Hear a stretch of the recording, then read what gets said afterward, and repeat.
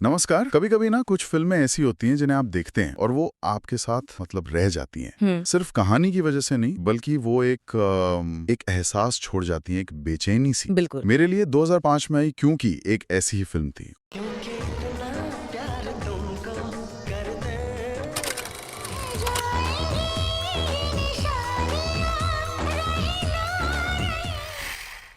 तो चलिए शुरू करते हैं इसकी कहानी से। फिल्म खुलती है और हम सीधे एक मेंटल हॉस्पिटल में पहुंचते हैं। वहां हमारी मुलाकात होती है आनंद से, जिसे सलमान खान ने निभाया है। उसे एक हिंसक मरीज बताया जाता है, लेकिन कुछ तो गड़बड़ लगती है। हाँ, उसकी आंखों में गुस्सा नहीं दिखता। हाँ, एक अजीब सी उदासी और खालीपन दिखता है। वो पागल नहीं लगता। और यही फिल्म अपनी पहली और सबसे बड़ी परत खोलती है। आनंद की जो हालत है वो किसी दिमागी बीमारी की वजह से नहीं है। अच्छा, ये गहरे इमोशनल ट्रॉमा का नतीजा है। वो अपने प्यार माया की एक दर्दनाक याद में ऐसा फंसा है कि उसके लिए आज और कल का मतलब ही नहीं बचा। वो एक ही लम्हे में कैद है। बिल्कुल। सोचिए, एक इंसान जो शारीरिक रूप से तो आपके सामने है, लेकिन मानसिक रूप से कहीं और, किसी और वक्त में जी रहा है। ये बहुत ही डरावना ख्याल है। और इसी कैद से उसे निकालने की जिम्मेदारी मिलती है डॉक्टर तानिया को, यानी करीना कपूर को।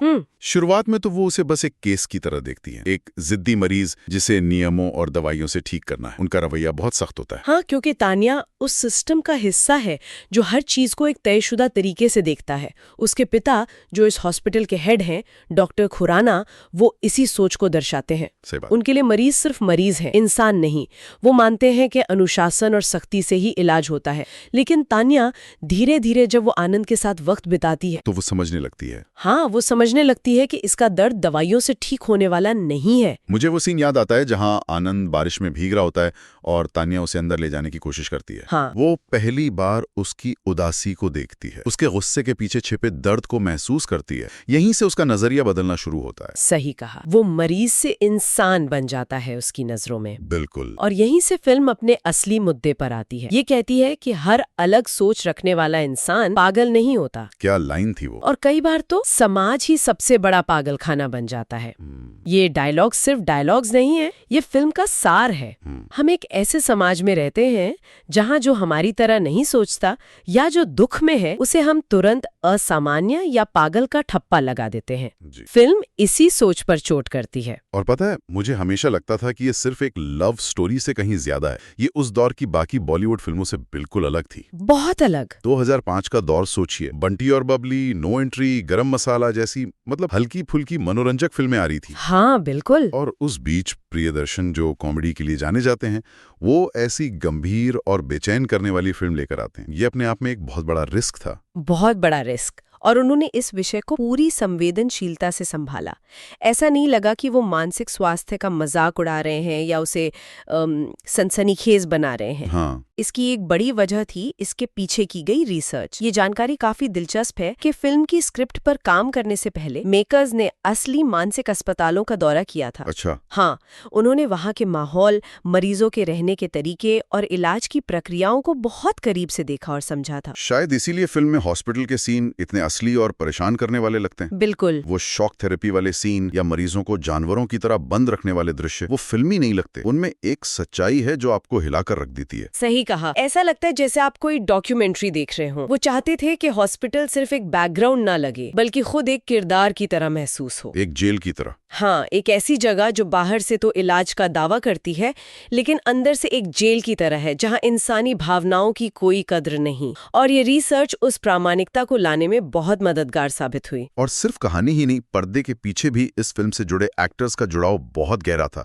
मैंने पढ़ा है कि सलमान खान इस किरदार से इतने ज्यादा जुड़ गए थे कि वो कई दिनों तक उस जोन से बाहर नहीं आ पाए थे। हाँ बिल्कुल, वो आनंद की मानसिक स्थिति में ही रहे थे। हाँ, ये बात उन्होंने खुद एक इंटरव्यू में मानी थी। किरदार का अकेलापन, उसका दर्द और उसकी उलझन उन पर हावी हो गई थी। ये एक एक्टर के अपने काम में पूरी तरह डूब जाने की मिसाल है, और शायद यही वजह है कि ये उनकी बेहतरीन परफॉर्मेंस में से एक गिनी जाती है। सही बात है। वो चीखते चिल्लाते नहीं है, उनकी आंखों का खालीपन ही सब कुछ कह जाता है। बिल्कुल। कमाल है। और इसी गहरे जुड़ाव की वजह से उन्होंने इस फिल्म के लिए अपनी रेगुलर फीस भी कम कर दी थी। अच्छा। हाँ, सलमान खान जो उस समय इतने बड़े स्टार थे, उनके लिए कहानी पैसों से ज्यादा मायने रखती थी। ये दिखाता है कि वो इस किरदार और इसके संदेश को कितना जरूरी मानते थे। यकीनन उन्हें लगा होगा कि ये एक ऐसी कहानी है जिसे कहा जाना चाहिए।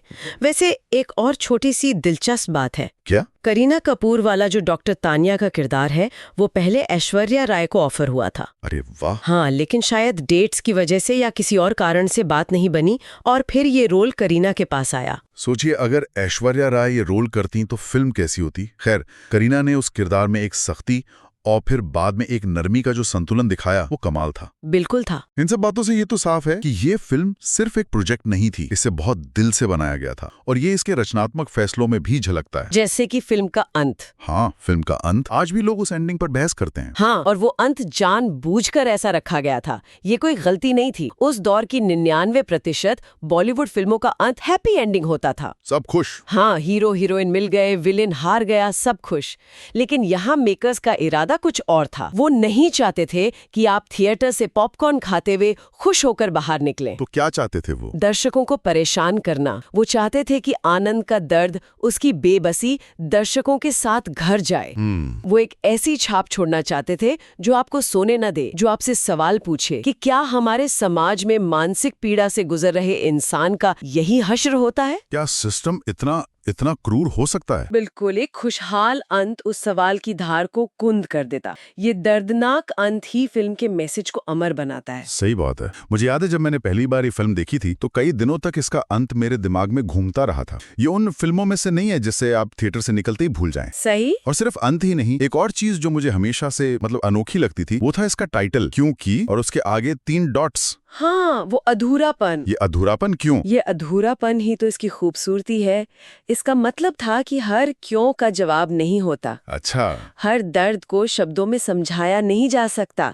आनंद से अगर कोई पूछता कि तुम ऐसे क्यों हो, तो उसके पास क्या जवाब होता? कुछ एहसास, कुछ तकलीफें तर्क से परे होती हैं। तो ये अधूरा शीर्षक उसी अनकही, अनसुनी पीड़ा का प्रतीक है। ये कहता है कि कहानी यहाँ खत्म नहीं हुई है, सवाल अभी बाकी है। ये तो बहुत गहरी सोच है। और इसी सोच को आगे बढ़ाता है फिल्म का संगीत। हाँ, संगीत। आमतौर पर गाने कहानी को आगे बढ़ाते हैं या मनोरंजन के लिए होते हैं, लेकिन यहाँ तो संगीत का रोल ही कुछ और था। बिल्कुल, इस फिल्म में संगीत को एक थेरेपी टूल की तरह इस्तेमाल किया गया। Therapy tool? हाँ, जब आनंद बात नहीं कर पाता, जब वो अपनी भावनाएं जाहिर नहीं कर पाता, तब संगीत उसकी आवाज बनता है।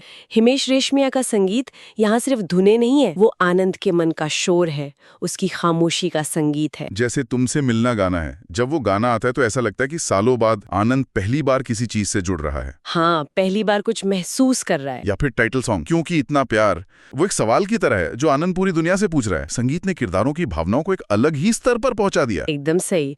और ये सारे तत्व, दर्दनाक अंत, अधूरा शीर्षक, गहरा संगीत, मिलके एक ऐसा अनुभव बनाते हैं जो उस समय के आम दर्शक के लिए शायद थोड़ा भारी था। हाँ, शायद लोग एक टिपिकल सलमान खान की एक्शन या रोमांटिक कॉमेडी फिल्म देखने गए होंगे। बिल्कुल, पोस्टर पर सलमान करीना को देखकर उन्हें एक हल्की फुल्की लव स्टोरी की उम्मीद होगी, लेकिन थिएटर में उन्हें एक ऐसी कहानी मिली जिसने उन्हें अंदर तक झकझोर दिया। बिल्कुल, उम्मीदों का टकराव हुआ। दर्शक तैयार नहीं थे, लेकिन मेकर्स ये बात जानते थे। उन्हें पता था कि ये कोई मास मसाला फिल्म नहीं है। ये हर किसी के लिए नहीं बनी है। नहीं, ये उन दर्शकों के लिए है जो सिनेमा में मनोरंजन से आगे कुछ ढूंढते हैं, जो एक मुश्किल कहानी के साथ भावनात्मक सफर पर जाने को तैयार हैं। और आज इतने सालों बाद वो दर्शक इस फिल्म को ढूंढ रहे हैं। आज जब हम मेंटल हेल्थ पर ज्यादा खुलकर बात करते हैं तो लोगों को इस फिल्म की अहमियत समझ आ रही है। आज इसे एक कल्ट फॉलोइंग मिली है। हाँ, वो लोग जो कहते हैं कि ये फिल्म अपने समय से बहुत आगे थी। सही। समय का फेर है। 2005 में जो बात लोगों को अजीब और भारी लगे, वो आज जरूरी और प्रासंगिक लग रही है। समाज बदला, सोच बदली, तो फिल्म को देखने का नजरिया भी बदल गया। ये दिखाता है कि अच्छी कला कभी पुरानी नहीं होती, बस उसे सही समय पर सही दर्शक मिलने की देर होती है। तो अगर हम इस पूरी बातचीत को समेटें तो कुछ बातें बहुत साफ हैं। पहली ये कि क्योंकि एक प्रेम कहानी के लिबास में मानसिक स्वास्थ्य और सामाजिक पाखंड पर एक बहुत ही साहसी और ईमानदार टिप्पणी थी। दूसरी बात, फिल्म के बोल्ड रचनात्मक फैसले, चाहे वो इसका बेचैन करने वाला अंत हो, अधूरा शीर्षक हो या संगीत का अनोखा इस्तेमाल, ये सब दर्शकों को एक आसान जवाब देने के बजाय मुश्किल सवाल पूछने के लिए लिए गए थे। और आखिर में रिलीज के समय औसत रहने से लेकर आज एक कल्ट क्लासिक बनने तक का इसका सफर ये बताता है कि कला की उम्र बॉक्स ऑफिस के नंबरों से तय नहीं होती। बिल्कुल, कुछ कहानियां वक्त के साथ और निखरती हैं और ज्यादा प्रासंगिक हो जाती हैं, ये फिल्म इस बात का एक शानदार उदाहरण है कि सिनेमा सिर्फ मनोरंजन नहीं बल्कि समाज को आईना दिखाने और जरूरी संवाद शुरू करने का भी एक शक्तिशाली माध्यम है। इस बातचीत को खत्म करने से पहले एक सवाल है जो मेरे मन में आ रहा है, एक विचार जो इस कहानी को आज के दौर से जोड़ता है। सवाल ये है कि अगर आनंद की यही कहानी आज के समय में, मान लीजिए 2024 में दिखाई जाती, एक ऐसे दौर में जहां मानसिक स्वास्थ्य को लेकर इतनी जागरूकता है, सोशल मीडिया पर लोग अपने डिप्रेशन और एंजाइटी पर खुलकर बात करते हैं, हाँ, तो क्या समाज, डॉक्टर और उसका परिवार उसके साथ अलग तरह से व्यवहार करता? और सबसे बड़ा सवाल, क्या उस सूरत में फिल्म का अंत भी कुछ और होता?